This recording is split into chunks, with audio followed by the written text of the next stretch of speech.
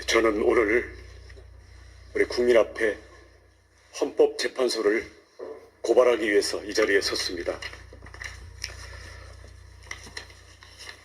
헌법재판제도와 헌법재판소는 국민의 기본권을 보호하고 국가기관의 분쟁을 해결해서 헌법을 수호하고 국민을 통합하는 기관으로서 존재하고 있습니다. 그런데 지금의 헌법재판소는 공정성을 잃고 국민의 신뢰를 잃고 헌법을 지키기는커녕 헌법의 기본 원칙을 피해서 도망다니는 헌법 도망소로 전락하고 있습니다. 잘 아시는 것처럼 대한민국 헌법 1조는 대한민국은 민주공화국이다. 대한민국의 주권은 국민에게 있고 모든 권력은 국민으로부터 나온다고 되어 있습니다. 이것이 헌법의 근본 정신이고 참 모습입니다. 헌법재판소의 권력은 8명의 헌법재판관이나 다수당으로 의회를 장악하고 있는 192명의 국회의원에게 있는 것이 아니라 5,175만 명의 국민에게 있습니다. 헌법재판은 8명의 헌법재판관들끼리 진행하는 것이 아니라 5,175만 명의 모든 국민이 헌법재판을 지켜보고 함께 국가적인 의사결정을 하는 과정입니다. 그렇기 때문에 주권자인 국민의 신뢰가 없으면 헌법재판소는 존재 이유가 사라지게 됩니다. 헌재가 어떻게 헌법의 근본 정신과 원칙을 저버리고 있는지 핵심적인 사항만 국민들께 고발하겠습니다.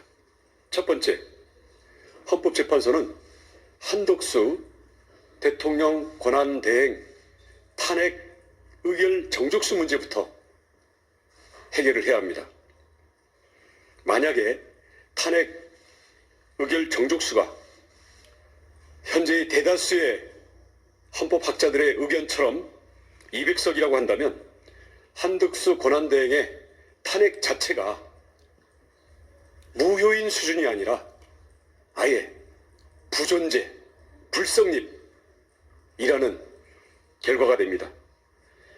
그러면 그것을 전제로 임명된 최상목 대행의 대행은 무효이자 가짜인 유령 권한 대행이 되는 것입니다. 무효인 유령 권한 대행에 의해서 임명된 헌법재판관 2명도 무효이자 가짜인 유령 헌법재판관이 되는 결과가 됩니다. 헌재는 이 핵심적인 사안에 대한 판단을 미루고 도망다니면 안 됩니다. 결정을 내리십시오. 1층을 짓지 않고 꼭대기를 지을 수 없습니다. 헌법재판관의 구성 문제를 해결하지 않고 어떻게 적법한 그리고 국민의 신뢰와 헌법의 가치를 지키는 결정을 내릴 수 있다는 말입니까?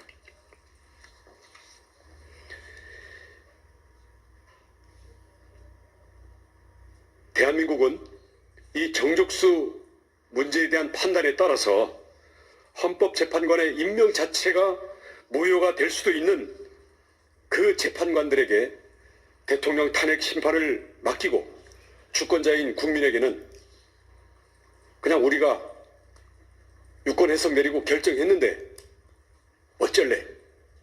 라는 식으로 무조건 따르라고 강요하는 것은 안 됩니다. 그것은 재판의 탈을 쓴 재판 독재이기 때문입니다. 모든 권력은 국민으로부터 나오는 것이기 때문에 절대 다수 의석을 차지한 의회의 독재도 그리고 자신들이 유권 해석으로 존재 이유 자체를 강요하고 있는 재판 독재도 대한민국 헌법은 용납하지 않고 주권자인 국민이 용납하지 않을 것입니다. 둘째, 한덕수 권한대행의 종적수 문제를 제껴놓고 마은혁 후보자에 대한 셀프 임용, 그리고 그것을 하려는 시도 절대 안 됩니다. 한덕수 권한대행에 대한 탄핵이 무효라면 무효이고 가짜인 유령 권한대행에 의한 마은혁 재판관 임명 또한 무효가 될 수밖에 없는데 이것도 강행하고 국민들에게는 어쩔래라고 따르라고 강요하겠습니까?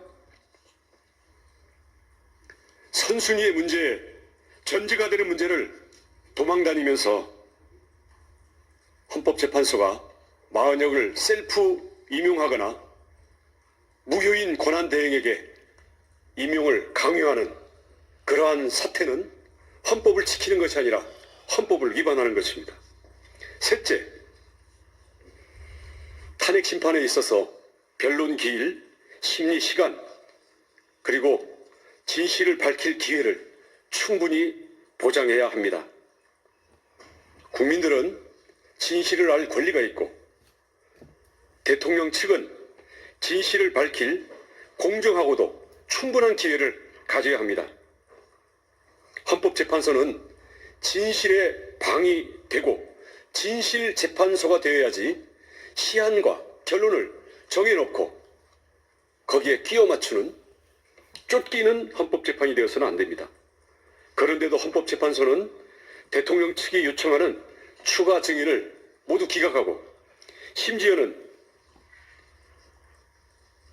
홍장원 국정원 1차장, 곽종근 특전사령관 등 핵심 증인들의 진술이 엇갈리고 국민들의 합리적인 의심이 커지고 있는데도 30분 만에 증언을 끝내고 또 대통령 측이 동의하지 않는 검찰 진술과 들은 것을 전달하는 소위 전문 증거들을 헌재가 형사소송법의 원칙을 무시하고 그대로 자기들 마음대로 채택하겠다고 합니다. 또 수사 기록을 못 보게 되어 있는 헌법재판소법도 정면으로 위반하면서 자신들이 임의적으로 선택하는 증거들을 맞춰서 재판을 하겠다고 합니다. 그렇기 때문에 그날의 진실이 밝혀지기는커녕 국민들은 혼란스럽고 합리적인 의심은 점점 커지고만 있습니다. 그럼에도 불구하고 헌법재판소는 무엇에 쫓기는 것인지, 절대 다수의 의회 권력에 쫓기는 것인지,